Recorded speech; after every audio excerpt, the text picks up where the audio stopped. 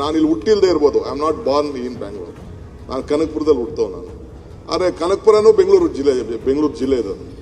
ಇಲ್ಲಿಂದ 40 kilometre 45 kilometre ಇದೆ.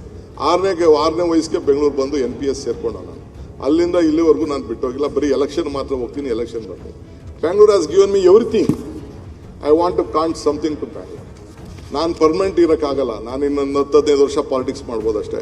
ಈಗ ಆಲ್ರೆಡಿ 63-64 ಅಲ್ಲಿದ್ದೀನಿ, 64 ಹೆಜ್ಜೆ ಆಗ್ತಾ ಇದ್ದೀನಿ. ಇನ್ನು 10-15 ವರ್ಷಕ್ಕೆ ನಾವು ರಾಜಕಾರಣ ಇಲ್ಲ, 17 ವರ್ಷ 18 ವರ್ಷ 20 ವರ್ಷ ನಾವು 75-26 ಕ್ಲೋಸ್ ಆಗ್ಬೋದು. ನಮ್ಮ ಪೊಲಿಟಿಕಲ್ ಏಜ್ ಫ್ಯಾಕ್ಟರು ಮತ್ತೊಂದೆಲ್ಲ ನಮಗೆಲ್ಲ ಬರ್ಬೋದು. ಬಟ್ ಸಿಕ್ಕಿದಂಥ ಸಂದರ್ಭದಲ್ಲಿ ನಾನು ಏನಾದ್ರು ಒಂದು ನಿಮಿಷ ಪ್ಲೀಸ್, ಏನಾದ್ರು ಒಂದು ಕಾಂಟ್ರಿಬ್ಯೂಟ್ ಮಾಡೋಗ್ಬೇಕು ಅನ್ನೋ ದೃಷ್ಟಿಯಿಂದ ನಾನು ಒಂದು ಪ್ರಯತ್ನ ಮಾಡ್ತಾ ಇದ್ದೀನಿ. ಬಟ್ ನಾನು ಒಬ್ಬನೇ ಮಾಡೋಕ್ಕಾಗಲ್ಲ. ಗೌರ್ಮೆಂಟ್ ಜೊತೆಗೆ ನೀವೆಲ್ಲ ನಿಮ್ಮ ವ್ಯಾಲ್ಯೂಬಲ್ ಸಜೆಷನ್ ಕೊಡಬೇಕು ಈ ಡೆಮೋಕ್ರೆಟಿಕ್ ಸೆಟಪ್ ಅಲ್ಲಿ ಅಂತೇಳಿ ನಾನು ಆಲೋಚನೆ ಮಾಡಿಕೊಂಡು ಅನೇಕ ಕಾರ್ಯಕ್ರಮಗಳನ್ನು ಇವತ್ತು ರೂಪಿಸ್ಕೊಂಡು ನಾವು ಬರ್ತಾ ಇದ್ದೇವೆ. ಸೊ ಹಂಗೆ ಹೈದರಾಬಾದ್ ಜೊತೆ ಕಾಂಪೀಟ್ ಮಾಡೋಂಥ ಪ್ರಶ್ನೆ, ಹೈದರಾಬಾದ್ಗೂ ನಮಗೂ ನಾವು ಎಲ್ಲೆಲ್ಲೋ ಇದ್ದೀವಿ. ಅಶ್ವತ್ಥ ಹೇಳಿದಾಗ ಸಿ ಅಧ್ಯಕ್ಷರೇ, ದಿ ಟಾಪ್ ರಿಚ್ ಯಾರು ಇದ್ದಾರೆ ಇವತ್ತು. ಇರಾನ್ ಇದೆಯಲ್ಲ, ಒಂದು ಕಾಲದಲ್ಲಿ ಎಲ್ಲ ಇರಾನ್ ಹುಡುಗರುಗಳೆಲ್ಲ ಇಲ್ಲೇ ಓದ್ತಾ ಇದ್ರು.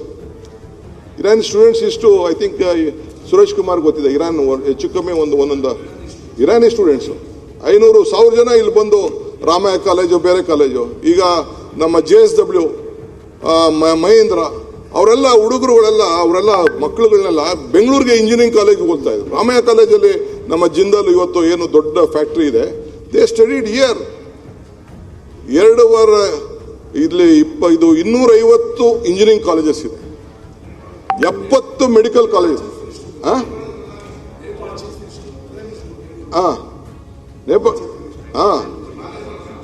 ನೇಪಾಳ ಪ್ರೈಮ್ ಮಿನಿಸ್ಟರ್ ಇಲ್ಲೇ ಅವ್ರ ಮನೆ ಬಂಗ್ಲೋ ಗಿಂಗ್ಲೋ ಎಲ್ಲ ಇಲ್ಲೇ ಇತ್ತು, ನಮ್ಮ ಕನಿಂಗ್ಯಾಮ್ ರೋಡಲ್ಲೆಲ್ಲ ಅವ್ರದ್ದು ಮನೆಗಿನೆಗಳೆಲ್ಲ.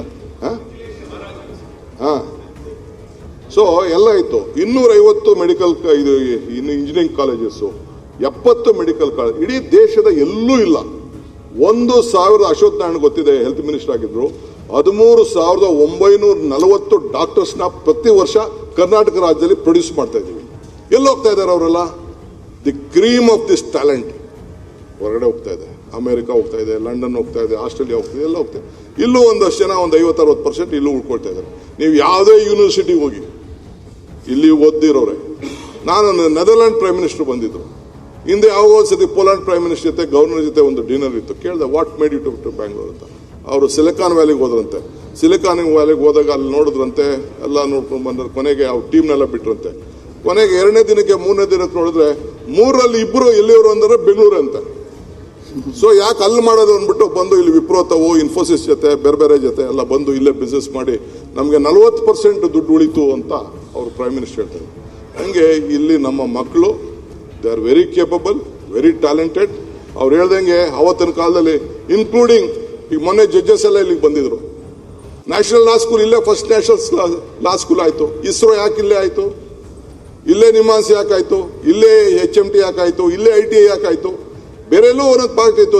ಬಟ್ ಇಲ್ಲಿ ಆವತ್ತಿನ ಕಾಲದಲ್ಲಿ ನಮ್ಮ ದಿನೇಶ್ ಅವರು ಹೇಳ್ದಂಗೆ the basic foundation of industrial revolution POCs ನಡೆದಿದ್ದು ಇಲ್ಲಿ. ಸೊ ಅದರಿಂದ ಇವತ್ತು ಬೆಂಗಳೂರೆಲ್ಲ ಬೆಳ್ಕೊಂಡು ಬಂದಿದೆ. ಇದನ್ನ ನಾವು ಕಾಪಾಡ್ಕೊಂಡು ಹೋಗ್ಬೇಕು ಅನ್ನೋದು ನನ್ನ ಆಸೆ ಅಷ್ಟೇ. ಇದನ್ನ ಏನಾರು ಮಾಡಿ ನಾವು ಕಾಪಾಡ್ಕೊಂಡು ಹೋಗ್ಬೇಕು ಅಂತ. ಅದಕ್ಕೆ ಈ ಟ್ರಾಫಿಕ್ ವಿಚಾರದಲ್ಲಿ ನಾನು ಆಲೋಚನೆ ಮಾಡಿ ಅವ್ರು ಹೇಳ್ದಂಗೆ ಫಸ್ಟು ನಮ್ದು ಬರೀ 8% ಮಾತ್ರ ನಮ್ಗೆ ರೋಡ್ನ ವೈಡ್ನಿಂಗ್ ಮಾಡಬೇಕು, ಒಡೆದಾಕ್ಬೇಕು. ಈಗ ಹೊಸ ಕಾಂಪನ್ಸೇಷನ್ ಬಂದ್ಬಿಡ್ತು 2013ನಲ್ಲಿ 1:2 ಕೊಡಬೇಕು. ಯಾವ ರೋಡು ವೈಡ್ನಿಂಗ್ ಮಾಡೋಕ್ಕಾಗಲ್ಲ, ಯಾರು ಬಿಡಲ್ಲ, ಕೋರ್ಟು ಲಿಟಿಗೇಷನ್ಸು. ಯಾವುದೇ ವಿಚಾರಕರಿಗೆ ಧೈರ್ಯವಾಗಿ ಒಂದು ನಿಮಿಷ ಪ್ಲೀಸ್, ಧೈರ್ಯವಾಗಿ ಏನಾದ್ರು ಒಂದು ತೀರ್ಮಾನ ತೆಗೆದುಕೊಳ್ಬೇಕು ಅಂತೇಳಿ ಈ ಪೆರಿಫೆರಲ್ ರಿಂಗ್ ರೋಡ್ಗೆ ಏನಾದ್ರು ಮಾಡಿ ಒಂದು ಅಕ್ವಿಷನ್ ಡ್ರಾಪ್ ಮಾಡೋಕ್ಕಾಗಲ್ಲ.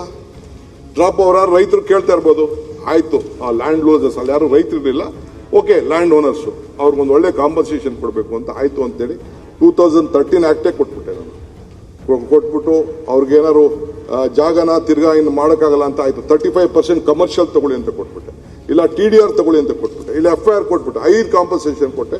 ಈಗ ಅಶ್ವತ್ತು ಇಲ್ಲೇ ನಮ್ಮ ಯಲಹಂಕ ಕಾನ್ಸ್ಟಿಟ್ಯೂನ್ಸಿ ನಮ್ಮ MLA ಇಲ್ಲ ಇಲ್ಲಿ ವಿಶ್ವನಾಥ್, ಪಾಪ ಅವರು ಕೋಪರೇಷನ್ ಕೊಡ್ತಾ ಇದ್ದಾರೆ. ಫಸ್ಟ್ ಫೇಸ್ಗೆ ಈಗ ಸುಮಾರು ಹೆಚ್ಚು ಕಮ್ಮಿ 80% ಲ್ಯಾಂಡ್ ಅಕ್ವಿಷನ್ ಎಲ್ಲ ಕೂಡ ಒಪ್ಕೊಂಡಿದ್ದಾರೆ. ಇನ್ನೇನು ಟೆಂಡರ್ ಕರಿತೀವಿ. ಆ ಬ್ಯಾಂಗ್ಳೂರ್ ಬಿಸ್ನೆಸ್ ಕಾರಿಡಾರ್ ಅಂತ ಹೆಸರಿಟ್ಟಿದ್ದೀನಿ. ಬಹುಶಃ ಆಗ ಇಲ್ಲಿಂದ ಇದನ್ನ ನೆಲಮಂಗಲ ರೋಡಿಂದ ಏನು ಇಂಟರ್ನ್ಯಾಷನಲ್ ಎಕ್ಸಿಬಿಷನ್ ಸೆಂಟರ್ ಇದೆ ಅಲ್ಲಿಂದ ಎಲೆಕ್ಟ್ರಾನಿಕ್ ಸಿಟಿವರೆಗೂ ಆ ರೋಡ್ ಆಗೋಯ್ತು ಅಂತಂದರೆ ಅರ್ಧ ಟ್ರಾಫಿಕ್ ಸ್ವಲ್ಪ ಕಡಿಮೆ ಆಗ್ತದೆ. ಪಾಪ ಐ ಶುಡ್ ಥ್ಯಾಂಕ್ ದಿ ಹುಡ್ಕೋ. ಒಂದೇ ದಿನಕ್ಕೆ ಪಾಪ ಮಾತಾಡಿದ ತಕ್ಷಣ ಇದು ಅವಶ್ಯಕತೆ ಇದೆ ಅಂತೇಳಿ 26,000 ಕೋಟಿ ರೂಪಾಯಿ ಲೋನು ಕೊಟ್ಟಿದ್ದಾರೆ. ಬಹುಶಃ ಅಷ್ಟಾಗದೇ ಇರ್ಬೋದು, ಯಾಕೆಂದ್ರೆ ನಾವು ಕೊಟ್ಟಿರುವಂಥ ಪ್ರಕಾರ ಎಲ್ಲರೂ ಕೂಡ ಲ್ಯಾಂಡ್ ಕೇಳ್ತಾ ಇದ್ದಾರೆ, ಬೇರೆ ಕೇಳ್ತಾ ಇದ್ದಾರೆ, ಕಡಿಮೆ ಆಗ್ಬೋದು ಅಂತ ಕಾಣ್ತದೆ. ಸೊ ಅದನ್ನು ಕೂಡ ಅದನ್ನು ಈಗಾಗಲೇ ಕೆಲಸನ ನಾವು ತೆಗೆದುಕೊಂಡಿದ್ದೀವಿ.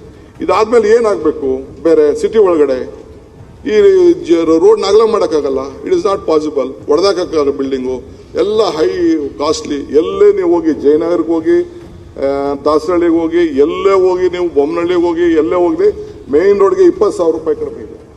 15,000 20,000 ರೂಪಾಯಿ. It is not possible. 20,000 ರೂಪಾಯಿಗಾದ್ರೆ ಒಂದು ಅಡಿ ತೆಗೆದ್ರೆ 40,000 ರೂಪಾಯಿ ಬೇಕು. It is not possible. ಅದಕ್ಕೆ ತೀರ್ಮಾನ ಮಾಡಿ ನಾನು ಹೋದೆ, ನಿತಿನ್ ಗಡ್ಕರಿ ಸಾಹೇಬ್ರ ಹತ್ರ ಮಾತಾಡಿದೆ, ಪ್ರೈಮ್ ಮಿನಿಸ್ಟರ್ ಹೋಗಿ ರಿಕ್ವೆಸ್ಟ್ ಮಾಡ್ಕೊಂಡೆ. ಬೇಕಾದಷ್ಟು ನಾನು ಲೀಡರ್ಸ್ ಎಲ್ಲ ನಾನೆಲ್ಲ ಹೆಸರುಗಳೆಲ್ಲ ಇಲ್ಲಿ ತೆಗಿಯಕ್ಕೆ ನಂಗೆ ಇಷ್ಟ ಇಲ್ಲ, ಬಟ್ ಎಲ್ಲ ರಿಕ್ವೆಸ್ಟ್ ಮಾಡ್ತಿದ್ದೆ. Only solution was tunnel. ಆ ಟನಲ್ಲು ಹೋಗ್ತಾ ಇದೀವಿ. ಇರಲಿ, ಕೆಲವ್ರದ್ದು ಏನೇನೋ ಸಜೆಷನ್ಸ್ ಇದೆ, ನಾನೇನು ತಲೆ ಕೆಡ್ಸ್ಕೊಳಕ್ಕೆ ಹೋಗೋದಿಲ್ಲ. ಸೊ ಬೇರೆ ರಾಜ್ಯದಲ್ಲೂ ಈಗ ಬಾಂಬೆಲಿ 6-7 ಟನಲ್ಗಳು ಮಾಡ್ತಾ ಇದ್ದಾರೆ, ನಮ್ಮಲ್ಲೂ ಕೂಡ ನಾವು ಮಾಡ್ತಾ ಇದ್ವಿ. ಸೊ ಹಂಗೆ ದಿ ಒನ್ಲಿ ಸೊಲ್ಯೂಷನ್ ವಾಸ್ ಒಂದು ವೈಡ್ನಿಂಗ್ ಮಾಡಬೇಕು, ಇಲ್ಲ ಹೊಸ ರೋಡ್ ಮಾಡಬೇಕು, ಇಲ್ಲ ಎಲಿವೇಟೆಡ್ ಕಾರಿಡಾರ್ ಮಾಡಬೇಕು, ಇಲ್ಲ ಟನಲ್ ಮಾಡಬೇಕು. ಇದು ಬಿಟ್ಟರೆ ಬೇರೆ ಇನ್ನೇನು ಇಲ್ಲ. ಅಕ್ವಿಷನ್ ಮಾಡೋಣ ಅಂತ ಹೋದ್ರೆ 24,000 ಕೋಟಿ ರೂಪಾಯಿ ಬರೀ ಅಕ್ವಿಷನ್ಗೆ ವೈಡ್ನಿಂಗ್ ಬೇಕು. ಎಷ್ಟು ಲಿಟಿಗೇಷನ್ ಆಗ್ತದೋ ನನಗೆ ಗೊತ್ತಿಲ್ಲ. ಸೊ ಅದಕ್ಕೆ ವಿತೌಟ್ ಅಕ್ವಿಷನ್ ಏನೋ ಸ್ವಲ್ಪ ಒಂದು 2,000 ಕೋಟಿ ರೂಪಾಯಿ ಆಗ್ತದೆ ಕೆಲವು ಪಾಯಿಂಟ್ಗಳಲ್ಲಿ ಅಕ್ವಿಷನ್ಸ್. ಮಿಕ್ಕಿದ ಈಗ 17,000 ಕೋಟಿ. ಬೇರೆ ನಮ್ಮ ಬೇರೆ ರಾಜ್ಯಗಳಲ್ಲಿ ಆಗಿರೋಂಥ ಟೆಂಡರ್ಗೂ ನಮಗೂ it is lot of difference. ಇಲ್ಲಿ ನಾವು ಸುಮಾರು 700-800 ಕೋಟಿ ರೂಪಾಯಿಗೆ 1 ಕಿಲೋಮೀಟರ್ ಆವರೇಜ್ ಇಟ್ಟಿದ್ದೀವಿ. ಅಲ್ಲೆಲ್ಲ 13,300 ಕೋಟಿ ರೂಪಾಯಿ, ಆಮೇಲೆ 1,300 ಕೋಟಿ ರೂಪಾಯಿ ಅಲ್ಲಿದೆ. ಸೊ ಹಂಗೆ ಅದಕ್ಕೊಂದು ಪ್ರಯತ್ನ ಮಾಡ್ತಾ ಇದ್ದೀವಿ. ಅದು ಟೆಂಡರ್ ಎಲ್ಲ ಆಗಿದೆ. ಸೊ ಇದೆಲ್ಲ ಆದಮೇಲೆ ಈ ರೀತಿ ಕೆಲವು ಮೇಜರ್ ಡಿಸಿಷನ್ಸ್ನ ಇವತ್ತು ನಾನು ತೆಗೆದುಕೊಂಡಿದ್ದೇನೆ ಅಧ್ಯಕ್ಷೆ. ಇಲ್ಲಿ ಒಂದು ಕಾರ್ಪೊರೇಷನ್ಗೆ ಒಂದು ಹೊಸ ಪವರ್ಸನ್ನು ಕೊಟ್ಟು ಡೆಲಿಗೇಟ್ ಮಾಡಿ 5 ಕಾರ್ಪೊರೇಷನ್ ಅವ್ರ ಜೊತೆ ಈಗಾಗಲೇ ಅವರೆಲ್ಲ ಸಂಪರ್ಕದಲ್ಲಿದ್ದಾರೆ. ಅವರೆಲ್ಲ ಏನಾರಿದ್ರು ಮಾತಾಡ್ತಾರೆ, ಪ್ರಾಬ್ಲಮ್ ಹೋಗ್ತದೆ, ಇವೆಲ್ಲ ಏನೇನೋ ಸಮಸ್ಯೆ ಎಲ್ಲ ಇದೆ.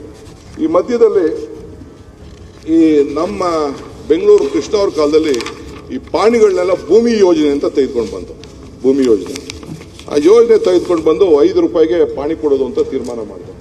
ಆದರೆ ನಗರದಲ್ಲಿ I don't know, we failed. ಭಾಳ ಹಿಂದೆನೇ ಮಾಡಬೇಕಾಯ್ತು ಇದನ್ನು ಏನಾದ್ರು ಮಾಡಿ. ನಾನು ಫಸ್ಟ್ ಬಂದು ನೋಡಿದ್ದು ಎಲ್ಲ ಈ BDಯಲ್ಲಿ ಕಾರ್ಪೊರೇಷನ್ ಎಲ್ಲ ಕಿತ್ತದೇ ಕೆಲಸ.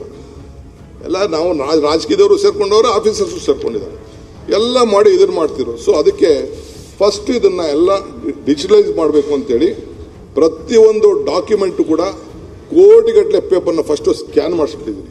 I have scanned all the papers ಎಲ್ಲ ಮಾಡಿಸಿ ಒಂದೊಂದು ಮಾಡಿಕೊಂಡು ಒಂದು ಈ ಖಾತೆನ ಅಂತ ತೆಗೆದುಕೊಂಡು ಬಂದಿದ್ದೀವಿ. ಅದು ನಡೀತಾ ಇದೆ. ನಮ್ಮದು ನೋಡ್ಬಿಟ್ಟು ಈಗ ಇದರಲ್ಲಿ ಟ್ಯಾಕ್ಸ್ ಲೀಕೇಜ್ ಬಗ್ಗೆ ಮತ್ತೊಂದೆಲ್ಲ ಮಾಡಿ ಒಂದು ಟ್ರಾನ್ಸ್ಪರೆನ್ಸಿ ಮಾಡಬೇಕು ಅಂತೇಳಿ, ಈ ಫ್ರಾಡ್ಗಳಾಗ್ತಿರೋದನ್ನ ನಿಲ್ಲಿಸಬೇಕು ಅಂತೇಳಿ ಒಂದು ಹೊಸ ಒಂದು ಆಧಾರ್ ಕಾರ್ಡ್ಗೆ ಲಿಂಕ್ ಮಾಡಿಬಿಟ್ಟು, ಸೊ ಪ್ರತಿ ಪ್ರಾಪರ್ಟಿ ಓನರ್ಗೂ ಕೂಡ ಅವ್ರದ್ದೊಂದು ಫೋಟೋ, ಅವ್ರದ್ದೇ ಬಿಲ್ಡಿಂಗು, ಅವ್ರದ್ದೇ ಇದು. ಸದ್ಯಕ್ಕೆ ಈಗ ನಾನು ಟೀಕೆ ಮಾಡ್ತಾ ಇದ್ದಾರೆ, ಮಾಡಲಿ, ನೋ ಪ್ರಾಬ್ಲಮ್. ಟೀಕೆ ಮಾಡೋದು ತಪ್ಪಲ್ಲ, ತಪ್ಪಿದ್ರೆ ನಾವು ತಿದ್ಕೊಳ್ಳೋಣ. ಬಟ್ ಇದು ಮುಂದಕ್ಕೆ ಇದು ಅರ್ಥ ಆಗ್ತದೆ. ಪ್ರತಿಯೊಬ್ಬ ಆಸ್ತಿ ಮಾಲೀಕ ಕೂಡ ಅವನ ನಂಬರ್ ಹಾಕೊಂಡ್ರೆ ಅವನ ಆಸ್ತಿ, ಫೋಟೋ, ಮತ್ತೊಂದು ಎಲ್ಲ ನಿಮ್ಮ ಬಿಲ್ಡಿಂಗು ಎಲ್ಲ ಕಂಪ್ಲೀಟ್ ಬರೋಂಥ ಒಂದು ವ್ಯವಸ್ಥೆನ ಇವತ್ತು ಮಾಡಿದ್ವಿ. ಇದನ್ನು ನೋಡ್ಬಿಟ್ಟು ಸೆಂಟ್ರಲ್ ಗೌರ್ಮೆಂಟ್ ಅವರು ಭಾಳ ಖುಷಿಪಟ್ಟು ಖಾತೆ ಬಗ್ಗೆ ಮಾತಾಡ್ತಿದ್ರು ನಮ್ಮ ಫ್ರೆಂಡ್ ಅಶ್ವಥ್ ನಾಯ್ಡು ಅವರು. Central government of India, department of administrative reforms and public is please to present a national award for e-governance 2025 with gold medal Bruhat Bengaluru Mahanagara Palike entitle faceless and online e-Khata digital property records management system of Bengaluru ಅಂತ ಹೇಳಿ ಕರೆದು ಅವರು award ಗಿವಾರ್ಡ್ ಎಲ್ಲ ಕೊಟ್ಟರು.